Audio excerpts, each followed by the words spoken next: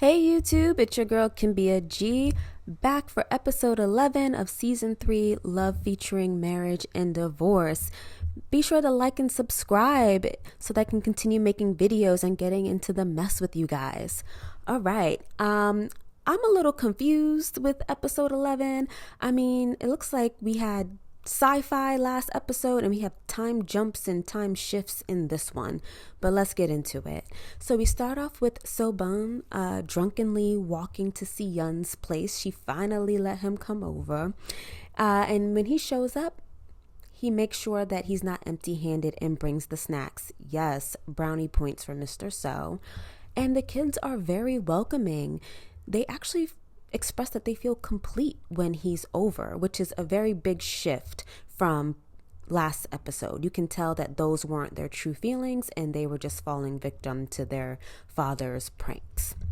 And we also see Sung-won as hey-ryung doing a romantic stroll with Se-eun. They're basically doing the same things that they did when they first met, you know, the gym, walking, shopping at local vendors. They're just taking a walk down memory lane, and they announce that they're back together.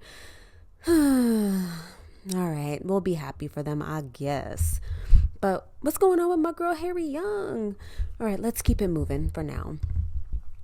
Dongmee and Papa So, they are facing off, and here we go again, going over the ideal woman that Papa So would want for his sons. It's just so weird, and this is also unnecessary. We already know, yes, you want someone in her 20s with a degree from a very wealthy, prominent family. We get that. We get that from the whole Gabin deal. We get that from, you know, what he said to Mr. So with si-eun. We already know. So I think it was a waste of time having this scene again. But it is kind of cool to see the dynamic between Dongmee and his dad and how it differs between Mr. So and his dad. Mr. So has control over his father. His father can't tell him nothing.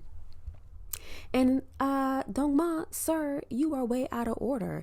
If your dad's approval matters so much, then you should have gotten it and had this conversation before giving Pyung a ring. Like, you should have done this when you got back from Germany rather than being up in Pyung's face. But hey, I digress. Then we see a chat between Jiha and Pyung. Again, I thought that this scene, while it was cute and nice, it was unnecessary. I just want to get to Dongmee and what's going on with her. And Papa So and Dongmee are back at it for round 2. And what I found interesting is that before they meet up, they show Dongmee like blow drying his hair. We don't see this in like American television. They don't really show men grooming or doing anything with beauty or anything like that. You might see a man shaving, but not really doing his hair. But anyway, Papa So is threatening to take away Dongmee's inheritance money, and Dongmee is like, whatever, I don't need it. And I'm like, whoa, pump your brakes, Dongmee. You courted Pyung wallet first, okay? Taking her to fancy hotel, to a rooftop, all of that, and you're telling her to quit her job. You might want to rethink this, okay? Just saying. And then we get ready to rumble. We got si-eun in the left corner and hey-ryung in the right. And si-eun, she comes out swinging, okay? She goes to visit hey-ryung and says, this is the last time I'm bringing you food. Boom. And then they get into it. They sit down. Si-eun, she throws another one too, and it's like, you don't need to be seeing the kids like that and telling them things like that behind my back. And he's like, well, you're marrying a rich man, so should our daughter really be working? Please. She ducked that and hit him right back with a, yes, your daughter is getting life experience, so mind your business and be happy. And he's like, don't tell me what to do. And he tries to hit her with you're stealing. How does it feel to be living with all of this money? And si-eun, my girl, she turns around. She's like, why shouldn't I? Bam. Knocks him out. hey-ryung don't know what to do with himself. He's slumping to the floor in all his shame because he knew he was wrong. So glad si-eun checked him. And we also see Dongmee calls Pyung. You know, he gotta like admit some defeat. And he's like, oh, Pyung, how about we move into the townhouse? But Pyung, she knows what's up. Papa So doesn't like her and doesn't want to meet her. But they can't really get too deep into the conversation because she's summoned by her boss. For what, we don't know.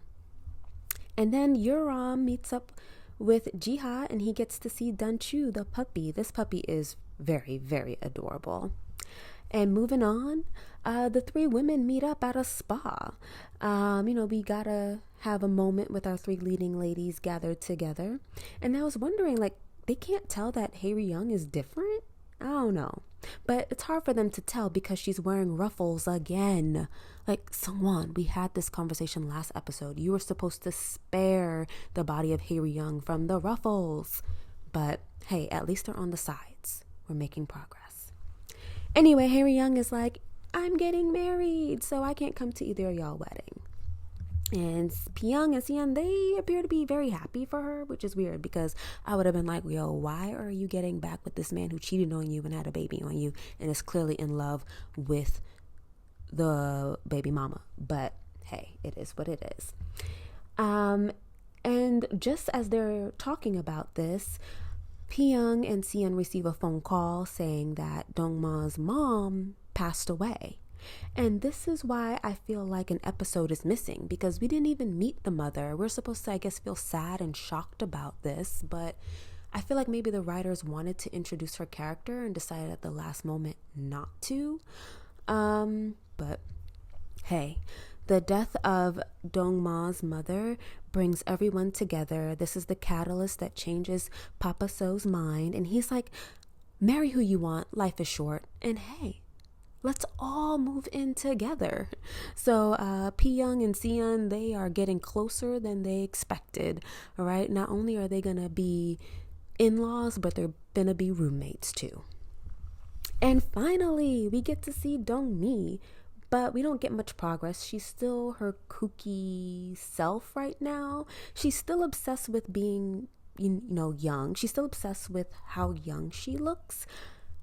And she also seems to be over Yushin now. But we don't really get much answers. She randomly meets up with hey-ryung while going golfing or doing like golf practice or something like that. And I mean, they meet up, they flirt, exchange stories. She calls him a loser for losing out on his wife, who's about to marry someone else.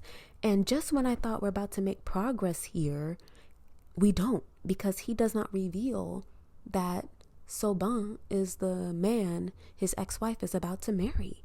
And I thought that would happen so that Dongmee would snap out of it and go back to her usual self, remembering, the attack from earlier this season.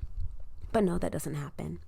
And it was actually interesting because the actor in this scene who plays hey-ryung, he was married to the previous actress who played Dongmee. So it actually would have been really cool and interesting to see the two of them together in a scene. I low-key wonder if that's the reason why the previous actress left, so she ain't got to deal with her ex-man in a scene. But I would also think that they would have been able to do it. Maybe something else happened that she had to leave. And time jump here. hey-ryung gets married. Si-eun has been engaged since like episode 4, and here comes hey-ryung married before her. Oh, this scene had me a little upset. It had me feeling some type of way. Si-eun and his dad are getting ready, getting their makeup done. Again, you wouldn't see something like this really in American shows, but men can get their makeup done too. They want to look good and fresh. But the dad was like, oh, his other son, Si-eun's older brother, is too dark and there's not enough makeup that can lighten the brother's complexion. Ew, offensive. Writers, y'all could have came up with something else to explain why Si-eun's brother wasn't in that scene, okay? And I'm sorry, if the dad and Si-eun had a bit more melanin, maybe they wouldn't be living with ghosts. Okay, that's my rant on that. And Gabin sings at the wedding at the request of hey-ryung, who we know is actually Sungwon. And she doesn't want to say yes, but she does it anyway, because she's just very nice and wants to be in Jongbin's life. But Ami, she's pissed. She's like, you should have said no. But Ami seems to be disgruntled in general. We gotta go back to when Pyung asked her, are you satisfied? Because she even asks, yo, did we choose the wrong men? Yes, Ami, yes, you did. You are in your 20s, dressing like you're 80. You seem more friendly with your man's ex-wife than you do with your own man. And you are stuck with a crazy mother-in-law, but not your actual mother-in-law. So yeah, you losing out, girl. But anyway, she stops by Pyung's place unannounced. Y'all know how I feel about that. And she is able to find out that Pyung is getting married. And she is ready to spill the beans to Yushin when she should just mind her business and be quiet. But hey, she's about to tell Yushin, and I don't think it's going to go the way she hopes it will go. I think Yushin is actually going to be very angry and quite jealous. And then we get to the end. Did we fast forward a few years here? Did I miss some kind of time indicator? Because we see Sahyun's mom walking with Jongbin, I assume, who's now a toddler. And the same woman who saw Jiha earlier in the season sees the two of them walking, and she sees a ghost aura around Jongbin. So I'm has Sungwon possessed her own son or something? What is going on here? It is getting weirder and weirder and weirder, guys. But hey, let's stay tuned and stay buckled in for next episode. It looks like Yushin is going to finally find out about Dongmee, and I am so ready for that. See you in the next one. Bye.